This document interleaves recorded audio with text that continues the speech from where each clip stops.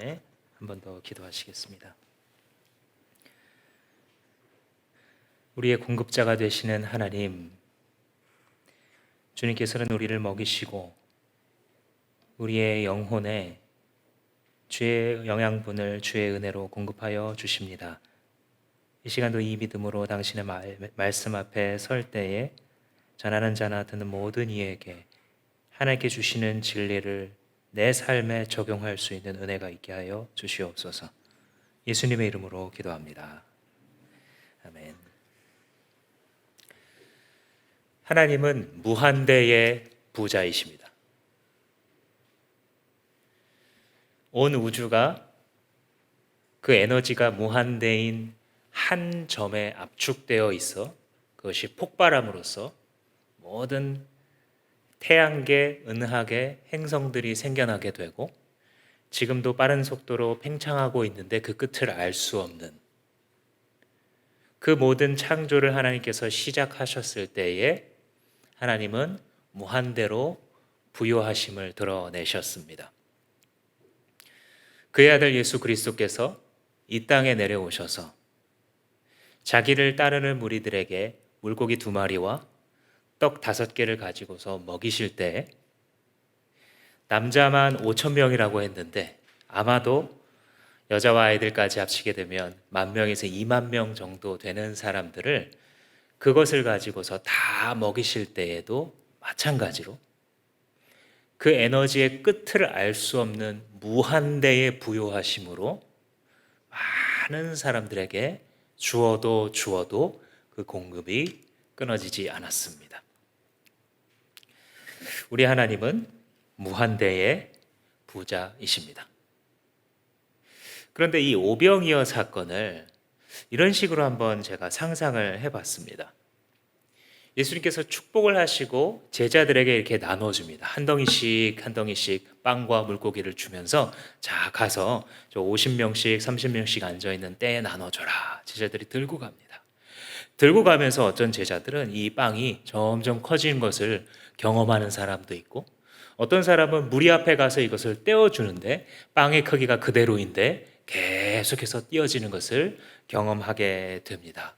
참 신기하다. 모든 사람들이 놀라워하고 예수님의 은혜와 능력에 탐복을 합니다. 그런데 힘센 어떤 사람이 다른 사람을 제치고 나와서 제일 먼저 그 빵을 받습니다.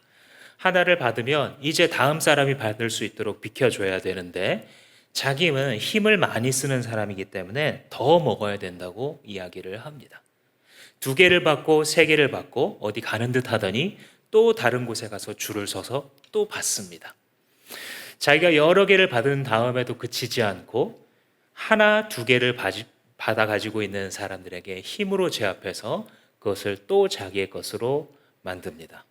결국에는 자기는 한 알음을 갖고 옆에 있는 사람들은 하나도 갖지 못하는 현상이 벌어지고 가끔 가다가 빵 한 조각만 들고 있는 사람이 있을 뿐입니다. 그 사람들이 물어봅니다. 당신은 왜 이렇게 많이 가졌나요? 나는 지금도 먹고 저녁 때도 먹어야 돼. 그리고 내일도 먹어야 돼서 나는 많이 필요해. 그는 계속해서 떡을 받습니다. 그리고 이제는 창고를 짓습니다. 떡을 받고 물고기를 받아서 창고에 가득 저장해 놓습니다. 그러나 다른 사람들은 여전히 마찬가지로 하나를 받거나 받지 못한 상태로 머물러 있고 이 이미 부자가 된 사람은 아직도 부족하다면서 계속해서 줄 서서 혹은 빼앗아서 자기의 것을 늘리고 있습니다. 사람들이 물어봅니다. 당신은 왜 그렇게 많이 저장하고 왜 그렇게 많이 가져야 되냐고. 이 사람이 말합니다. 나는 열심히 노력했어. 너네들 그렇게 정신 놓고 이 세상 살 때에 나는 이렇게 피땀 흘려 노력해서 이렇게 많이 이루었으니 나는 이것을 가질 가치가 있어. 예수님께서는 분명히 무한정의 은혜를 가지고서 무한정의 공급을 통해 주님을 따라온 많은 사람들에게 나누어 주고 있는데 이것을 받은 사람들 사이에서는 어떤 사람은 너무 많아서 그것을 쌓아놓고 또 쌓아놓아야 하고 어떤 사람은 하나 가졌거나 아니면 그마저도 갖지 못해 손가락을 빨고 있는 사람들이 동시에 존재하는, 이것이 현대 그리스도인들의 모습입니다. 이것이 현대의 교회의 모습입니다. 도시의 부유한 교회와 지방의 가난한 교회들을 생각할 때에 부유한 국가의 교회 그리스도인들과 가난한 국가의 교회의 그리스도인들을 비교하면 우리는 어쩌면 주님께서는 끊임없이 공급하시고 당신이 계획하신 바를 충분히 이룰 수 있는 모든 자료와 리소스를 주님은 주고 계시는데, 어쩌면 우리가 욕심의 눈이 멀어, 어쩌면 우리가 주인 되신 주님을 인정하지 않아서 그런 것들을 잘못 소유하고 잘못 경쟁하고 더 얻지 못함을 가슴 아파하고 남들처럼 살지 못함을 부러워하면서 자기의 삶을 한탄하며 살아가고 있는, 이제는 더 이상 세상과 별로 구분되고 있지 않은 우리들의 모습이 아닌지 이 시간 말씀을 통하여 비추어 봅니다. 오늘의 말씀은 만몬에 사로잡힌 우리들의 이 우상을 깨부수는 말씀입니다. 그것은 바로 구제의 원리입니다. 구제는 주님의 뜻을 따라서 나의 것을, 나의 창고를 열어 나의 손을 펴서 나누어주는 구제는 우리의 욕심으로 그 에너지를 삼고 있는, 끊임없이 우리의 삶을 몰고 가고 있는 이 만몬이라는 우상의 머리를 깨부십니다. 주님께서 자기의 것을 다 나누어 주신 것처럼 우리가 주님을 따라 살아갈 때 우리는 이 돈을, 우리의 소유를 지배하는 사람으로 살아갈 수 있음에 대하여 오늘의 말씀이 가르쳐 주고 있습니다. 그래서 오늘은 주님께서 가르쳐 주시는 구제의 원리가 무엇인지, 그리고 어떻게 성도들이 자기의 정체성을 갖고 이 세상에 살아가야 하는지, 그리고 부자의 원리가 무엇인지, 이 세 가지를 본문을 통하여서 한번 살펴보도록 하겠습니다. 주님께서는 한마디로 좀 요약을 하자면 한번 따라해 보시겠습니다. 나는 부자다. 나는 부자다라는 사실에 대하여 주님께서 지금 가르치고 계신다는 사실을 깨닫게 되실 겁니다. 먼저 여러분들 이번 주간에 큐티를 해 가시면 일주일 내내 주님이 무슨 얘기를 하고 계셔요? 돈 얘기를 하고 계십니다. 일주일 내내 헌금에 관한 얘기를 우리에게 가르쳐 주고 계신 것을 아마 느끼셨을 텐데요. 바울이 오늘 본문에서 예루살렘의 어려운 교회를 도와주자, 이 말을 하고 있는 겁니다. 한마디로 쉽게 요약하자면 그 배경은 이렇습니다. 원래 예루살렘에서 사도 베드로와 이런 사람들이 복음을 선포하면서 사람들이 모여들어서 지역 교회가 생기기 시작했고, 예루살렘 교회는 작은 가정 교회들로 구성된 커다란 대형 교회였습니다. 그런데 이 예루살렘은 부유하냐 하면은 전혀 그렇지 않은 아주 가난한 동네였습니다. 그도 그럴 것이 당시 로마의 식민 통치 하에서 이 유대인들이 많은 부를 가지기가 매우 어려운 상황이었고, 그 중에서도 예수님을 믿는 성도들은 아주 하층민의 삶을 살아가고 있었습니다. 그래서 이 초대 교회에는 아마도 교회를 구성하는 많은 사람들 중에 세상에서 잘 살고 높은 지위를 가지고 많은 소유를 가진 사람들보다는 정말 하루하루 살아야 되고 가진 것이 거의 없는 사람들이 많았을 것입니다. 예수님의 표현을 빌자면 심령이 가난한 자들이 제일 먼저 복음에 반응했을 거예요. 이 세상에서 소망을 둘 수가 없기 때문에 뭐 얼만큼 가지고 얼만큼 성공하고 얼만큼 커리어를 갖는 그게 문제가 아니라 내가 당장 내일을 어떻게 살 수 있을지 알지 못하는 육신의 배고픔으로 인하여 그 영이 가난해진 자들이 나는 하나님이 필요합니다 라고 항복하며 예수님의 복음 앞에 제일 먼저 항복하여 돌아왔습니다. 자기가 부자라고 생각한, 자기가 많은 것을 가졌다라고 생각하는 사람들은 예수님을 그다지 필요로 하지 않았기에 복음에 덜 반응을 했지요. 여기에 더해서 사도행전 11장에 보면 아마도 예루살렘에 흉년이 꽤 오랫동안 찾아왔던 것으로 보입니다. 그래서 이 기근 속에서 성도들은 그나마도 있었던 것조차도 누리지 못하는 이 흉년과 기근으로 인한 기아 상태에 들어가게 됩니다. 사도행전과 서신서를 보시면 사도들이 이 예루살렘 교회로부터 복음이 시작되어서 저 위로 가게 되면 시리아 안디옥이 있고, 그 다음에 오늘날의 터키 땅에 있는 이 아시아와 길리기아 땅에 비두니아 땅에 이 교회들이 생기게 되고, 그리고 오늘날의 이제 그리스 북부인 당시에 마게도냐 지방에 또 교회가 생기고, 그 다음에 오늘날의 그리스 남부인 이 당시 아가야 지방, 고린도 교회가 포함된 그 아가야 지방에까지 교회가 계속해서 생겨나게 됐죠.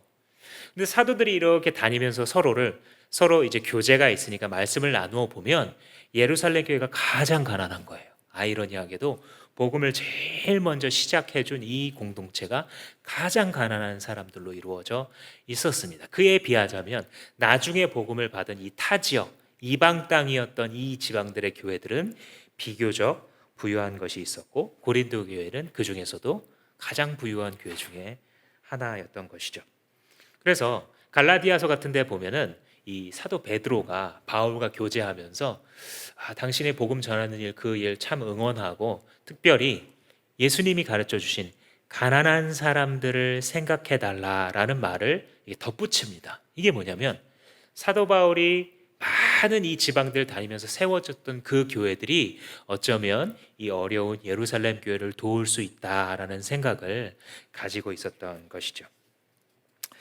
그래서 이 7장 말씀해 보시면 고린도 교회로 하여금 이 8장 말씀해 보시면 고린도 교회로 하여금 예루살렘 교회를 구제하는 그런 헌금을 할 것을 독려를 하고 있어요. 7절 말씀해 보시면 여러분은 모든 일에 있어서 뛰어납니다. 곧 믿음에서, 말솜씨에서, 지식에서, 열성에서, 우리와 여러분 사이의 사랑에서 그러합니다. 여러분은 이 은혜로운 활동에도 뛰어나야 할 것입니다. 이게 무슨 말이냐면 첫 번째로는 칭찬을 하는 거예요. 무슨 칭찬을 하냐면 당신들은 믿음이 뛰어납니다. 그리고 지식이 뛰어나고 말씀씨가 뛰어나요.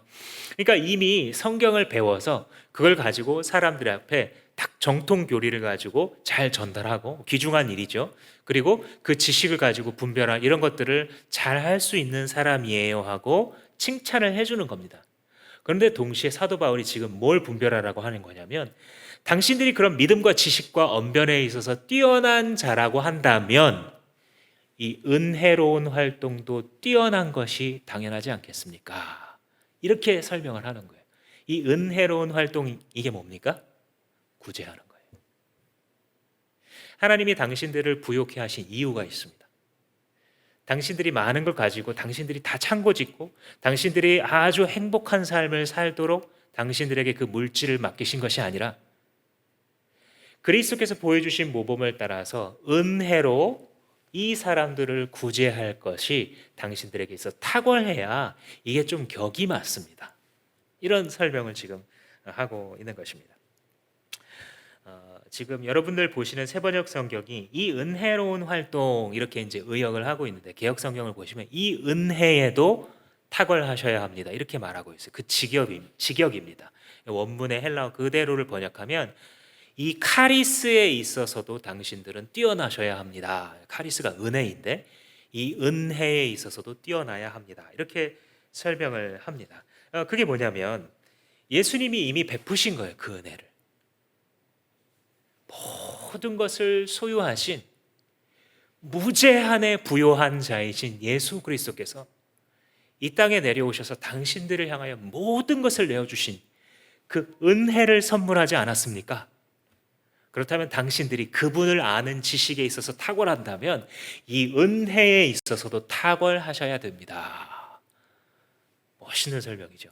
이렇게 지금 이야기를 하고 있는 겁니다. 그러니까 반대로 이 두 개가 안 맞았을 때 얼마나 그게 못난 모습인지를 꾸짖는 거예요. 또 당신들이 이런 말솜씨에 있어서는 굉장히 뛰어나고 탁월한데, 왜냐하면 교육 수준이 높으니까.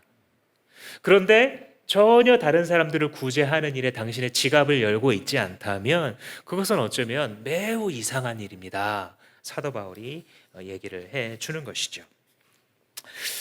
우리가 1년 5개월 전에 우리가 있었던 은샘물 교회 공동체에서 파송 받아 나올 때에 그 당시에 제가 당회 멤버로 참여를 하고 있었어서 제가 이렇게 말씀을 드렸습니다. 교회에 이 자금 지원을 받지 않겠습니다. 그 이유는 무엇이었냐면 제가 당회에 참여하지 않아서 그 사정을 몰랐으면 모를까 그 사정을 당연히 알고 있기 때문에 어찌 보면 상당히 급하게 이 개척의 부르심이 있어서 저도 너무나 당황을 하면서 개척을 하게 되었는데 어쩌면 모교회가 이런 재정 상황 속에서 너무 무리를 하면 흔들릴 수도 있다라고 하는 물론 인간적인 걱정이겠지만 그런 생각이 들어서 받지 않겠습니다라고 말하고 그대로 진행이 되었습니다. 그러나 교회가 공식적인 자금을 지원하지 않았다고 해서 전혀 도와주지 않은 것이 아니라는 사실을 여기 계신 많은 분들이 알고 계실 겁니다. 제가 갈 때 이제 장로님들이 오셔서 장로회에서 모았습니다 하고 이렇게 두툼한 봉투를 주시는데 꽤 많은 돈이 들어 있었습니다. 또 권사님들이 권사회에서 모았습니다 하고 또 두툼한 봉투를 또 주시는데 거기에도 또 꽤 많은 돈이 들어 있었습니다. 또 여러분들 잘 아시는 것처럼 우리가 파송 기도회를 하면서 많은 분들이 이렇게 돕겠습니다라고 하는 서약을 다 하셔서 약정을 하셨는데 보통 여러분 이제 이런 NGO 일이나 이런 걸 해보시면 약정을 한번 받게 되면 그게 100%다 들어올 리는 만무하고요. 들어온다고 해도 오랜 기간에 걸쳐서 이분들이 헌금을 하게 됩니다. 너무 당연하죠. 다 가정의 사정이 있는 것이니까요. 그런데 놀랍게도 거의 한두 달 안에 100%가 다 서약한 대로 들어갔습니다. 이런 것을 보면 어쩌면 초대교회에 예수 그리스도의 은혜를 받은 많은 성도들이 그 은혜의 행위를 똑같이 복사해서 예수님의 사람으로서 하였던 그 은혜의 일은 지금 21세기를 살아가는 우리에게도 경험되어지고 있구나. 우리를 파송해 주었던 어머니 공동체가 아주 넉넉한 것이 아님에도 불구하고 보여주었었던 그 모습 속에서는 바로 사도 바울이 지금 이야기하는 당신들이 이런 것이 탁월하다면 은혜에 있어서도 탁월해야 하지 않습니까? 라고 하는 말씀이 이루어진 그 모습을 우리는 지금 기억으로 유산으로 받고 있는 것입니다. 이렇게 이 예수 그리스도가 가르쳐주는 자기를 내어주는 구제의 일은 우리로 하여금 자유로운 삶을 살게 하는데 그 구제의 성경적인 원칙 몇 가지를 여러분들과 구체적으로 좀 나눠 보려고 합니다. 먼저 제일 중요한 원리는 그리스도를 따라하는 것인데요. 9절 말씀해 보시면 여러분은 우리 주 예수 그리스도의 은혜를 알고 있습니다. 앞에 7절에 여러분들은 은혜로운 활동에 동참하셔야 됩니다. 그런데 9절에 지금 예수 그리스도의 은혜 동일한 단어를 쓰고 있어서 이 두 가지가 아주 긴밀히 연결된다는 것을 아실 수 있겠죠. 그러니까 뭐냐면 예수님께서 하신 이 은혜의 행위가 교회들이 그 다음에 복사하고 따라해야 되는 은혜의 행위다라는 것인데요. 예수님이 어떤 은혜의 행위를 하셨냐? 9절 하반절에 그리스도 자신은 부요하시나 여러분들을 위해서는 가난하게 되셨어요. 그럼으로써 여러분들을 부요하게 만드셨습니다. 영어 성경을 읽어보면 되게 심플하게 되어 있어요. He was rich so that he could make you rich. 그는 부자셨습니다. 그래서 여러분들을 부자로 만드셨습니다. 이렇게 되어 있어요. 근데 그 원리가 뭐냐면 그는 모든 것을 가지신 부자, 부요한 자이신데 자기에게 있는 것을 다 끌어내어 마치 창고를 활짝 열고 모든 소유를 주는 것처럼 그렇게 자신의 것을 다 내어 주심으로써 자기 자신은 가난해지셨다는 거예요. 그래서 자기 자신은 가난해지고 그것을 그 사랑과 그 은혜를 입는 자들은 부자가 되는 그 일이 당신들에게 벌어졌습니다. 이렇게 설명을 하는 거예요. 이 표현이 참 멋있어요. 왜냐하면 예수님께서 자기의 것을 다 주셔도 예수님 부자거든요. 그죠? 근데 왜 가난하다라고 얘기를 하냐면 거기에 예수님께서 남김없이 자기를 내어 심지어 자기의 몸을 찢어 주시기까지 남김없이 하셨다라는 것이 이 뉘앙스 속에 들어가 있기 때문입니다. 그러니까 이제 예수님 믿는 사람들이 어떻게 하는 거예요? 예수님 따라하는 거예요. 이 원래 아마추어들은 프로가 하는 걸 계속 흉내 내다가 자기도 프로가 되는 거거든요. 이 작은 예수들은요, 예수님이 하셨던 일을 이렇게 보면서 나는 뭐 큰 힘도 없고 이렇게 훌륭한 사람도 아닌데, 아 맞아, 예수님 이때 이렇게 하셨었지, 아 예수님이라면 이럴 때 어떻게 하셨을까, 이런 거 한번 생각해 보다가 자기도 모르는 사이에 자꾸 복제가 되는 거예요. 예수님으로 자꾸 복사가 되어 가는 것이죠. 그래서 여기서 굉장히 이 중요한 원리 중에 하나가 뭐냐면요, 복음을 믿고 예수를 믿는 자는 이미 뭐가 됐다고 그 정체성을 밝히고 있냐면 이미 부요한 자라는 거예요. 아멘이십니까?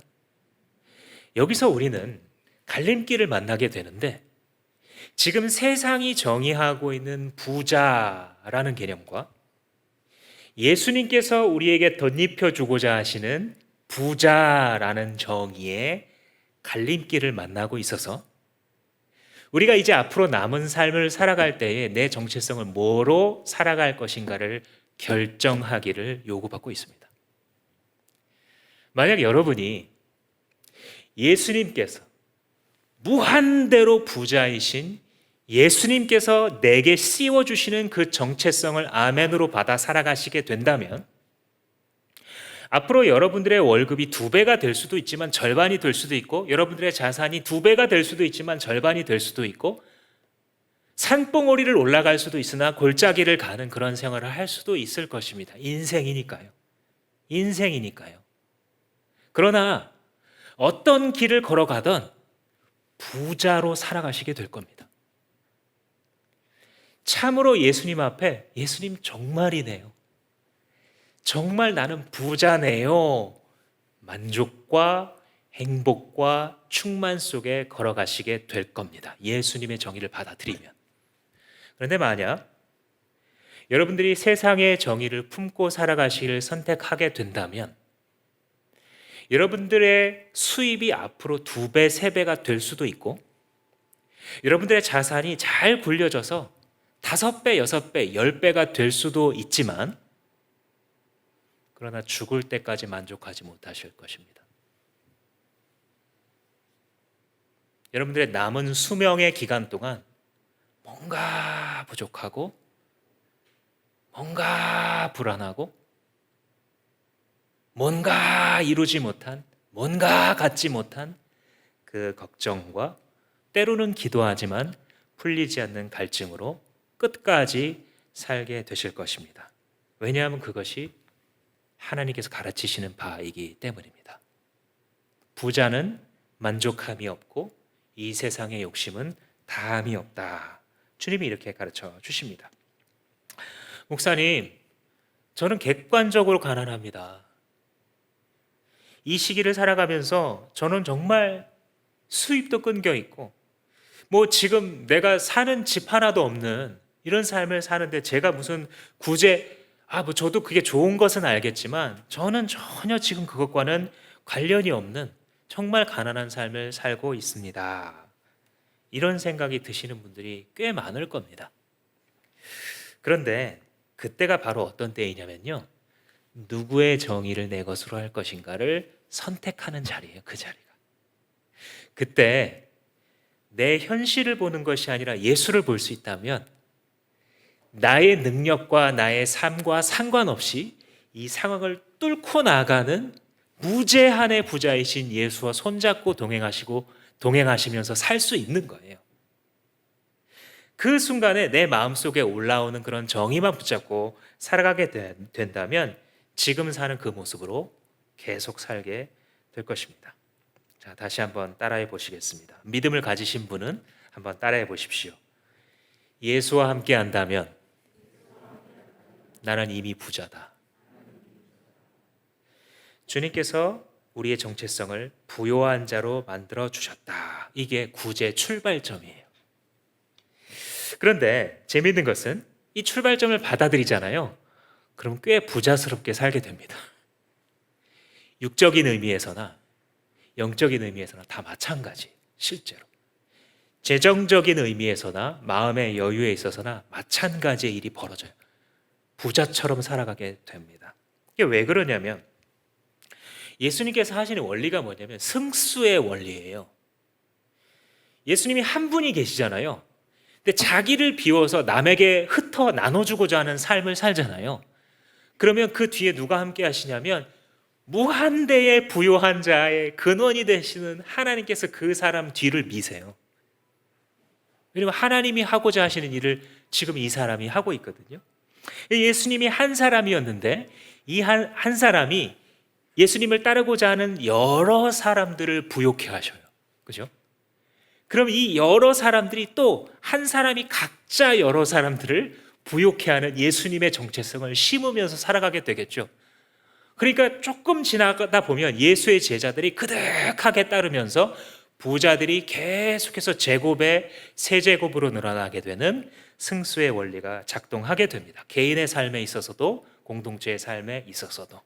그래서 부자는 예수님을 닮아 부요한 자의 일을 하는 그런 삶을 살아가게 됩니다.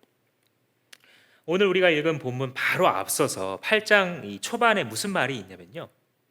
마게도냐 성도들이 먼저 헌금을 했다 이런 언급을 해요. 이게 무슨 말이냐면 지금 고린도 교회는 오늘날의 그리스를 보시면 남부에 있거든요. 여기는 아가야 지방이에요.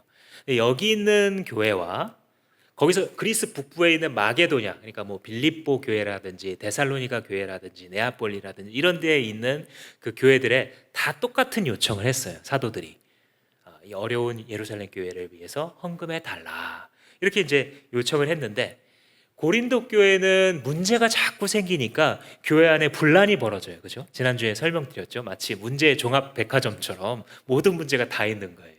그런데 마게도냐 교회는 이 말씀을 듣자마자 하나가 되어서 즉시 헌금을 하게 됩니다. 근데 거기에 대해서 이 사도 바울이 뭐라고 표현을 하냐면 마게도냐의 성도들은 하나님의 뜻에 순종해서 먼저 자신을 주께 바침으로써 우리에게 헌금하였습니다. 이런 표현을 써요. 그러니까 사도 바울이 봤을 때 물론 이 교회가 저 교회에 있는 사람들을 도와준 것이지만 하나님의 시각으로 봤을 때는 그 구제금이 누구에게 드린 것이라고요? 주님께 바친 것으로 카운트 된다는 거예요.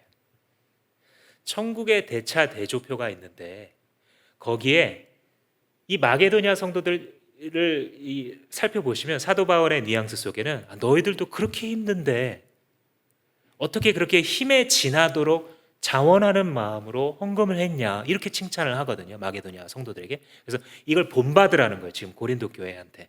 근데 그 말을 하면서 하나님의 천국의 대차 대조표 속에 너희들이 지금 한 것은 물론 우리에게 전달하라고 맡긴 것이지만 너희들은 지금 그 순간 하나님의 손에 당신들의 재물을 쌓아놓은 것이다. 이렇게 말을 해요.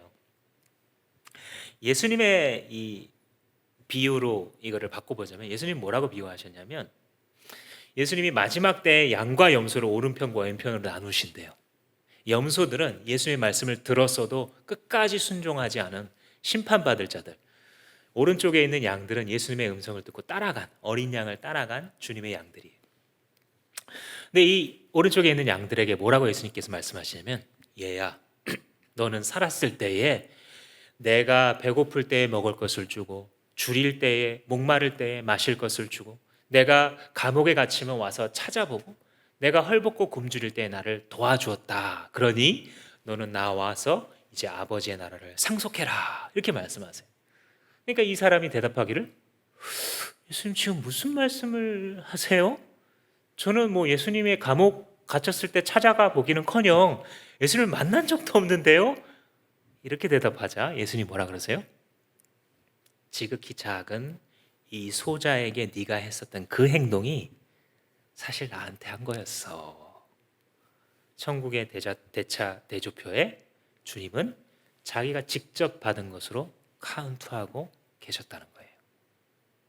그러니까 마게도냐 성도들이 그러니까 우리로 지금 말하자면 구제 헌금을 모아서 이 사도 바울이라는 선교사에게 이 지도자에게 맡겨서 이 헌금을 한 거거든요. 사람들을 도와준 거예요. 그런데 주님께서 보실 때에는 나의 손에 너희들이 주었으니 너희들은 상급을 받을 것이 많구나. 하나님께서 이렇게 말씀하신 것입니다.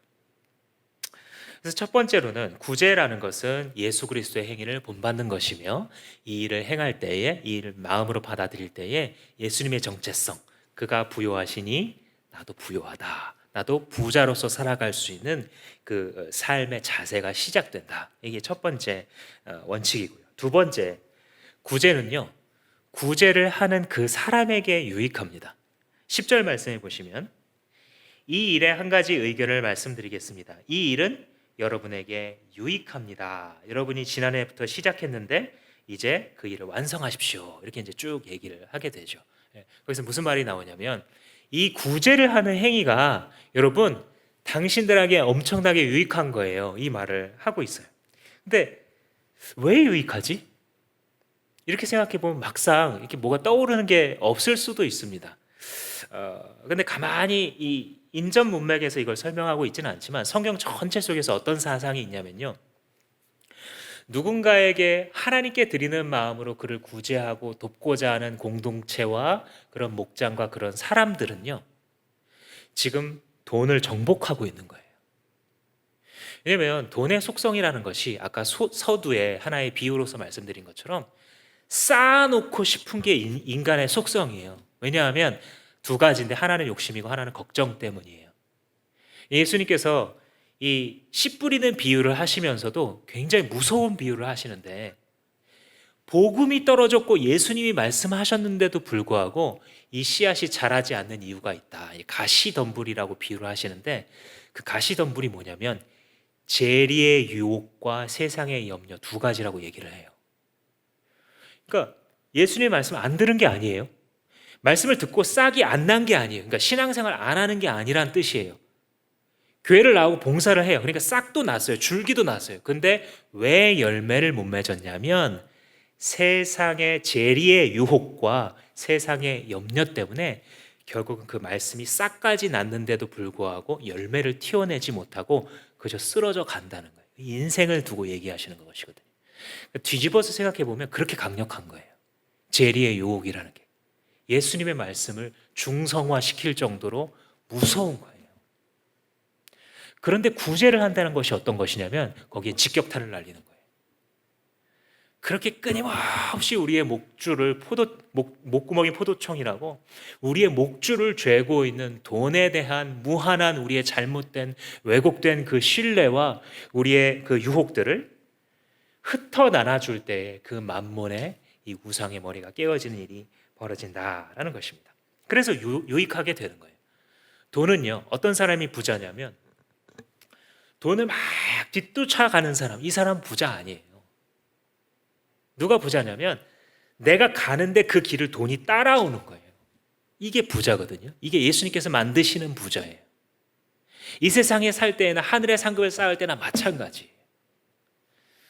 제가 최근에 이제 어떤 간증을 들었냐면 한 청년이 이 재정과 이 직장에서의 어떤 삶을 배우는 이런 자리에서 이걸 가르쳐 주시는 분과 함께 이제 식사를 했나 봐요. 근데 식사 자리에서 이 청년이 뭐라 그러냐면 목사님, 제가 원래 월말이면 항상 생활비가 부족해서 이제 다음 달 뭐 알바비든 뭐 직장에서 일했는지 지금 모르겠는데 아무튼 이 월급이 나오기를 막 기다리면서 며칠 동안 힘들어하고 계속 그 패턴으로 살았다고 월말만 되면 돈이 떨어지는. 그런데 제가 11조를 하나님 앞에 결심하고 11조를 드리고 난 다음부터는 월말에 계산을 할 때 항상 잔고가 남아있다라는 거예요. 그래서 그런 얘기를 하길래 이제 이 목사님이 이 얘기를 들으면서 그렇구나, 믿음의 청년이구나 하고 말았대요. 그런데 돌아와서 집에서 가만히 앉아서 생각하는데 궁금하다라는 거예요. 그래, 그 무슨 말인지는 알겠는데 왜 그렇게 됐을까? 생각해 보자면 앞에 이 청년의 before 이전의 모습은 뭐냐면 100만 원 갖고 사는 사람이에요. 그죠? 만약에 월급이 100만 원이라고 쳐보자면 100만 원을 쓰면서 사는 사람이었고요. 애프터 그 다음 사람은 뭐였냐면 11조를 드리고 난 다음에 이 사람은 90만 원을 갖고 쓰고 사는 사람인 거예요. 그런데 도대체 어떻게 100만 원을 갖고 쓰고 사는 사람은 모자랐는데 90만 원을 갖고 사는 사람은 어떻게 남을 수가 있을까? 이런 생각을, 참 재미있는 정리죠. 이렇게 정리를 해봤다는 거예요. 가만히 생각해 보니까 물론 제일 첫 번째는 하나님이 약속하신 대로 복을 주시죠. 그죠? 왜냐하면 11조를 드린다는 것은 하나님이 이 모든 수입의 주인이시다라는 것을 인정하는 행위잖아요. 우리가 생명의 삶 때 배우는 것처럼.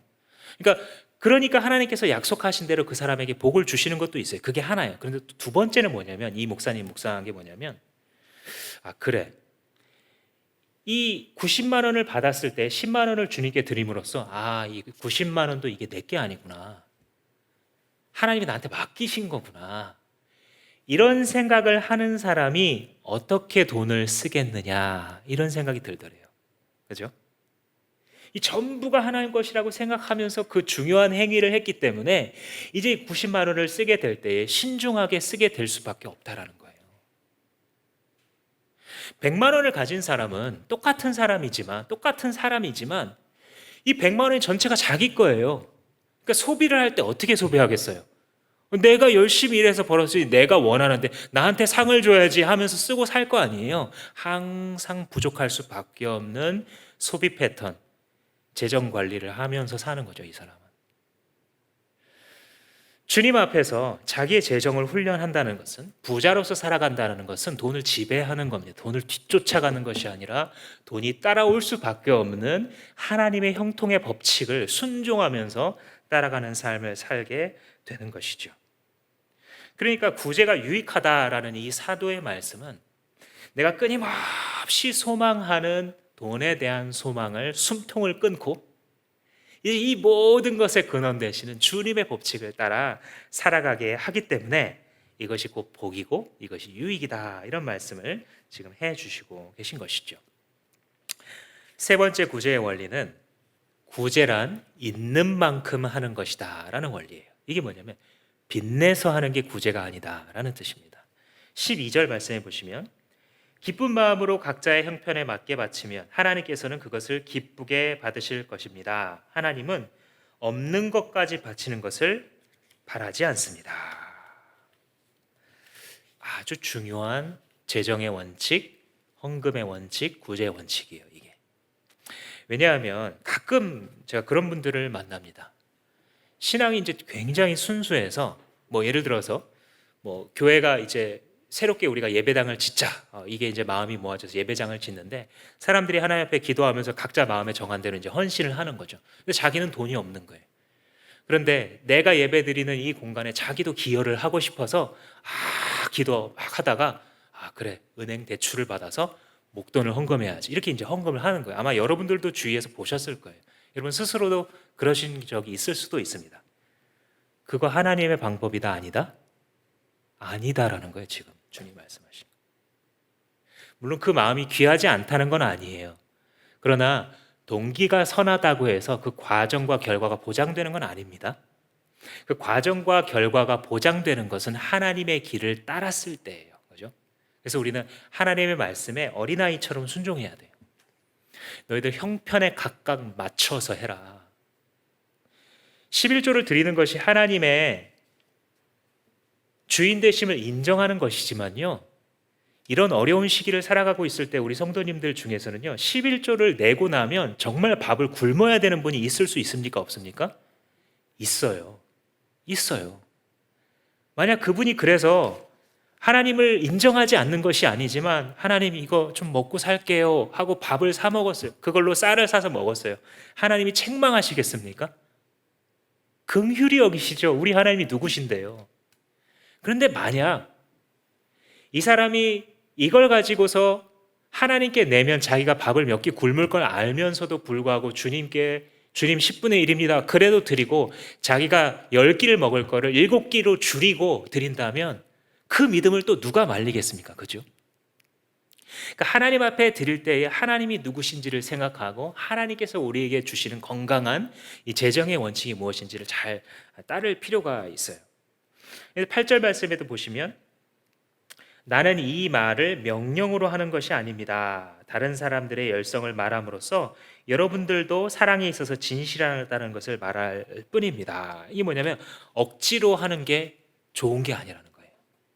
남들이 막 하니까 나도 하는 게, 그게 아니라 각자가 이 도전을 들었을 때, 너 돈을 다스리는 이 원칙을 따라서 구제하여 흩어 나눠주라 이 말씀을 딱 들었을 때에 각자가 하나님 앞에서 자기의 형편에 맞추어서 또한 억지로 하거나 인색하게 하는 것이 아니라 기쁘게 드릴 수 있는 만큼을 후하게 드리는, 이것이 헌금의 법칙, 구제의 법칙, 또 우리의 재정을 이용해 나가는, 세워나가는 법칙이다라는 것입니다. 그래서 건강한 재정 원칙에 대해서 지난주 주보에 제가 좀 정리를 했습니다만, 하나님께서 지금 내게 주시는 수입 이 자체를 하나님께서 내게 주시는 삶의 훈련으로 받아들이실 준비를 하셔야 돼요. 이게 어떤 말이냐면요, 자, 한번 따라해 보시겠습니다. 이게 아주 중요한 크리스천의 재정 원칙인데요, 필요한 만큼 벌기보다 주신 만큼 쓴다. 이게 첫 걸음이에요. 우리의 재정을 건강하게 세우거나 혹은 이미 망가진 재정을 어떻게 하면 회복할 수 있을까요? 했을 때의 첫 걸음입니다. 왜냐하면 사람들은요, 필요한 게 이미 이만큼이라고 정해놔요. 특히 현대인들은 사람들과 비교하기 때문이거든요. 저 집도, 저 집 아이도, 저 집 아내도, 저 집 남편도 보니까 굉장히 부럽고, 저 정도는 나도 열심히 일하는데 저 정도는 나도 해야 된다는 생각을 해서 필요한 걸 이미 정해놔요. 그걸 끊임없이 광고가 알려주죠. 니네 집에 이거 없지. 너 이거 없어서 그렇게 힘든 거야. 너 이거 없어가지고 출근 시간이 너무 길어지는 거야. 이거 있으면 네 출근 시간이 10분이 줄어들어. 끊임없이 광고가 우리 집에 뭐가 없는지 알려줘서 내가 필요한 리스트를 이만큼 만들게 돼요. 그러니까 필요한 만큼 벌려고 하는 사람들은요, 월급이 올라가고 수입이 올라가도 뭐가 같이 늘어나요? 소비가 같이 늘어나고 오히려 더 늘어나요. 그래서 수입이 이전보다 줄어든 게 아님에도 불구하고 이전보다 더 힘들다는 생각을 하면서 살아가게 되는 것이죠. 그러니까 첫 번째 법칙은 뭐냐면요, 지금 내가 하나님 앞에서 게으르게 살려고 하는 게 아니고 내가 할 수 있는 바, 지금 찾아지는 일, 맨날 뭐 할 일 없다고 불평만 하는 것이 아니라 열심히 찾아서 다니고 있는 그 일터에서 얻어지는 이 수입이 하나님의 응답이구나 하고 받아들이는 거예요. 그게 많건적건. 그리고 거기에 맞춰서 사는 겁니다. 거기서 출발하는 거예요. 여러분 생각해 보시면요, 정말 밥을 굶을 사람들은 아무도 없습니다. 현대인들. 정말 소수, 우리의 가장 기본적인 걸 도움받아야 될 그런 최저 생계를 유지하고 있는 분들을 빼놓고는요, 하나님께서 주신 것을 지금 하나님이 내 삶에 주시는 만족함의 훈련이다라고 받아들이면 맞춰서 살 수 있게 됩니다. 이게 왜 어렵냐면요, 필요하다라는 것을 미리 정해놓은 사람들은요, 그게 자기 삶의 목적이 되어서 그게 이루어지지 않으면 불행하다고 생각을 하고, 특히 자기만이 아니라 자기 자식, 자기 가족이 여기 결부되어 있으면 어떻게 해서라도 그 돈을 마련하고 싶은 생각이 들게 됩니다. 그러니까 하나님이 이미 주신 것에 맞춰서 사는 훈련을 계속하는 게 아니라 하나님 이만큼 더 채워주셔야 됩니다. 더 채워주셔야 됩니다. 그런데 응답하지 않는 것 같으니까 맨날 속상한 이런 삶을 살아가게 되는 거예요. 그러니까 많은 분들이 자녀들을 사랑하거든요. 그래서 자녀가 잘 되라고 빚내서 유학을 보내요. 빚내서 교육을 시키려고 그래요. 왜냐하면 이게 자녀의 미래에 투자하는 것처럼 생각이 되거든요. 근데 하나님의 법칙에 따라자면 그렇지 않아요. 지금 세상의 교육가들도요, 우리가 자녀를 기를 때에 궁핍을 전혀 경험하지 않은 사람보다 궁핍을 경험해 본 사람이 훨씬 건강하게 살 수 있다는 거예요. 훨씬 만족스러운 삶을 살 수 있다는 거예요. 왜냐하면 세상은 언제까지 부모가 지켜주고 부모가 모든 걸 공급해주는 그런 세상이 아니거든요. 그래서 원래는 이런 것들을 가족에게 혹은 자녀에게 혹은 스스로에게 해주고 싶었으나 내가 열심히 노력한 결과 하나님이 이 정도의 수입을 주셔서 이걸 할 수 없구나라는 게 판단이 되거든. 그게 응답이라는 거예요. 더 고민할 필요가 없이 거기에 맞춰서 가능한 한 절대로 빚을 지지 않으려고 노력하고 살아가고, 빚을 졌거든 그것을 빨리 갚는 것을 우선순위로 삼고 살아가는, 그게 성경적인 법칙이고, 그런 모습을 자녀에게 보여줄 때에 내 생각에는 부모가 미안한 것 같은데 아이들은 많은 것을 이미 자양분으로 배우면서 살아가는 거예요. 그래서 이 자녀가 사회 초년생으로서 수입이 적건 혹은 살아가다가 수입이 많아지건 커지건 거기에 맞추어서 하나님께 감사할 줄 알고 찬송할 줄 알고 정말 굶을 지경에 이르는데도 불구하고 자기가 부자라고 생각하고 살아가는 이 모습을 유산으로 물려줄 수 있다는 것이죠. 물론 현대 사회에 예외가 있기는 있습니다. 주거 비용. 때로는 우리가 살아가면서 빚을 내지 않고서는 집을 마련할 수가 정말로 없는 이런 예외가 존재할 수는 있겠죠. 현대 사회를 떠나지 않는 한은 채무를 아예 안 질 수 없는 이런 상황이 있을 수 있습니다만, 그건 그야말로 예외적인 상황입니다. 우리가 살아가는 모든 삶에 있어서 건강한 재정적인 원칙은 가능하다면 어떤 빚도 내지 않도록 노력하시고, 주님께서 주시는 것에 맞추어 살도록 하십시오. 마찬가지로 빚을 내서 구제를 하고 억지로 무엇을 하려고 할 때 사도 바울이 그거에 하나님이 원하시는 바가 아니다라고 지금 말씀해 주고 계시죠. 마지막으로 여러분들과 나누고 싶은 원칙은 자기의 자녀들을 균등히 먹이시기를 좋아하시는 하나님의 마음입니다. 15절 말씀 보시면, 이것은 성경에 기록하기를 많이 거둔 사람도 남지 아니하고 적게 거둔 사람도 모자라지 아니하였다 한 것과 같습니다. 이 말씀을 보시면 여러분 어떤 사건이 생각나십니까? 구약 성경에 하늘에서 만나가 내려온 사건이 생각나실 거예요. 그러니까 많이 먹으려고 많이 갖고 온 사람도 이렇게 먹다 보면 남지 않는 거예요. 조금 적다 싶은데 힘이 약해서 조금밖에 못 모았는데도 그게 안 부족한, 하나님이 역사하시는 거죠. 그 사건 속에서 사실 여러 가지 재미있는 에피소드들이 있었는데요. 하나님께서 분명히 너희 하루 먹을 양식을 가지고 가면 된다 하고 만나의 가이드라인을 주시거든요. 근데 어떻게 해요? 사람들이 꼭 아니야, 혹시 내일은 만나가 없을지도 몰라. 그래서 2배를 긁어갖고 오는 거예요. 갖고 와가지고 오늘 먹고 내일 혹시 만나가 없으면 이걸로 먹으면 되지. 리스크 관리죠. 현재 말로 하자면, 현대 개념으로. 그렇게 했는데 하나님이 어떻게 하세요? 썩어버리게 만드세요. 그것들을. 또 하나님이 너희들 매일매일 찾으러 나가고, 그 다음에 주말이 되면 그때는 그냥 하루에 이틀치를 내가 줄 테니까 안식일엔 나가지 말고 안식일에는 오직 나를 예배하고 나를 생각하는 일에 너와 너희 모든 가족이 신경을 써라, 집중을 해라, 이렇게 말씀을 해주세요. 근데 꼭 어떻게 해요? 안식일에 나가봐요. 왜요? 혹시 있을 수도 있으니까. 오늘날로 말하자면 혹시 있을 수 있는 기회를 놓치면 안 되잖아요. 혹시 있을 수도 있는, 여기 투자했을 때 진짜 더블 될 수 있는, 2배의 돈 복사가 될 수 있는 이 혹시 있을지 모르는 기회를 놓치면 안 되잖아요. 나가면 어떻게 돼요? 아무것도 없어요. 그리고 뭐예요?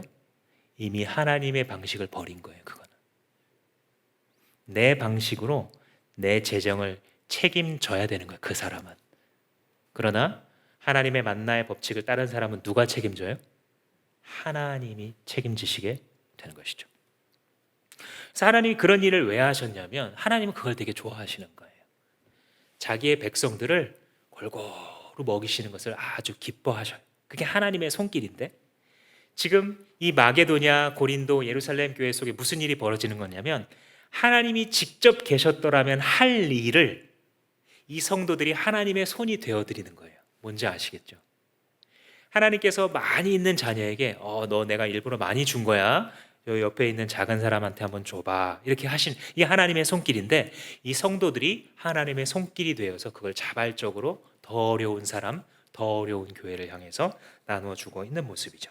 이게 바로 하나님이 하시는 일들을 해나가는 것입니다.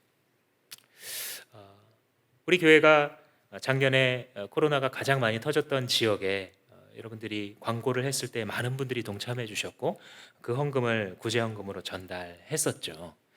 또 올해 어떻게 우리가 구제를 하면 좋을까 생각하다가 이걸 맡으신 팀에서 어디 좀 멀리 찾을 거 없이 우리 상가에서부터 좀 찾아보자, 또 우리 안에도 정말 어려운 상황 가운데 있는 분들을 찾아보자, 이렇게 아이디어를 주셔서 그 일들을 지금 막 진행해 가고 있습니다. 그래서 우리 상가 내에서도 정말 딱한 사정을 가지신 분이 있다면 도와주는 일을 하려고 지금 많은 진행이 이미 된 상황 가운데 있는데, 이런 일들이 바로 하나님의 손길이 우리가 그 하나님의 손길이 되어서 하나님께서 하고자 하시는 일들을 해 나가는 것입니다.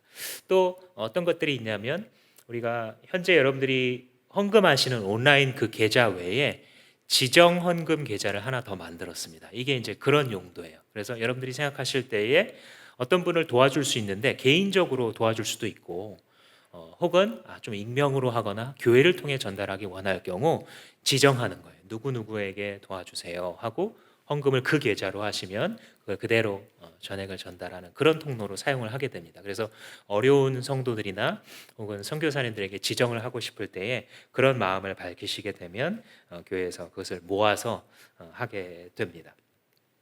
그래서 여러분들 이 모든 모임과 목장 모임을 열심히 하셔야 돼요.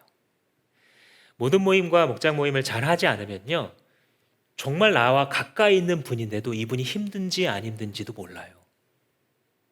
왜냐면 누구한테 가서 나 어렵다고 막 이렇게 떠들고 다니고 싶은 사람이 어디 있어요, 인간적으로.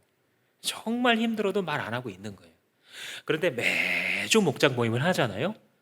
안 나눌 수가 없어요. 안 나눌 수가 없어요. 얼마나 중요한데요, 삶에 있어서 돈이. 삶에 있어서 경제 형편이 얼마나 큰 영향을 미치는데요. 가장 어려운 시기에 함께 해야죠. 근데 함께 하려면 그 목장 모임이 그만큼 이미 잘 세워져 있어야 되기 때문에 여러분들 모든 모임을 잘 세우는 것 그 자체가 이미 하나님의 손길로 쓰임 받을 수 있는 길을 닦는 것입니다. 말씀을 마무리하겠습니다. 사랑하는 우리 주마음교회 성도 여러분, 주 예수와 함께 부자로 살아가십시오. 주님께서는 이미 당신이 부요하시건대 우리를 부요한 자로 만드시고 그렇게 부르셨습니다. 이 주님의 정의를 나의 것으로 붙잡고 살아가는 사람들에게는 많은 간증이 나타날 겁니다. 엄청난 포도 열매를 맺는, 주렁주렁 맺는 포도나무와 같이 여러분들의 삶의 열매로, 여러분들의 재정적인 열매를 가지고 주변의 많은 사람들에게 예수 그리스도의 얼굴빛을 비추는 자로 살아가시게 될 것입니다. 오병이어를 다시 한번 상상해 보십시오.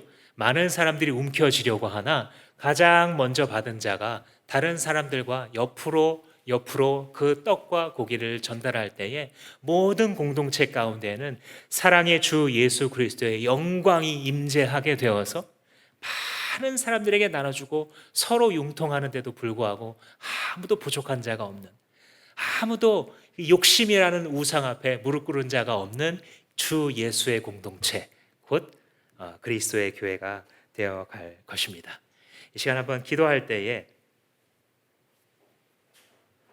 말씀을 통하여 하나님께서 나에게 깨닫게 하신 것이 있다면 그것을 한번 내 입술로 고백하셨으면 좋겠습니다. 어떤 분은 나의 재정 원칙에 대해서 책망하시는 음성을 들었을 겁니다. 내가 너한테 맡긴 재정을 그런 시각으로 보지 말아라. 그렇게 사용하지 말아라. 또 어떤 분은 재정의 회복에 대하여 정말 주께 다 맡겨야겠구나, 이런 음성을 주님이 들려주셨을 것입니다. 또 어떤 분은 그래, 내가 계속 눈에 밟히는데 지나쳐 왔었던 그 일을 예수님이라면 하셨을 그 일을 진심을 다해서 한번 해보자, 호시탐탐 구제 기회를 노리며 예수 그리스도를 본받아 보자, 이런 마음을 주셨을 겁니다. 주께서 주신 그 마음을 가지고서 이 시간에 진심으로 함께 기도하시겠습니다.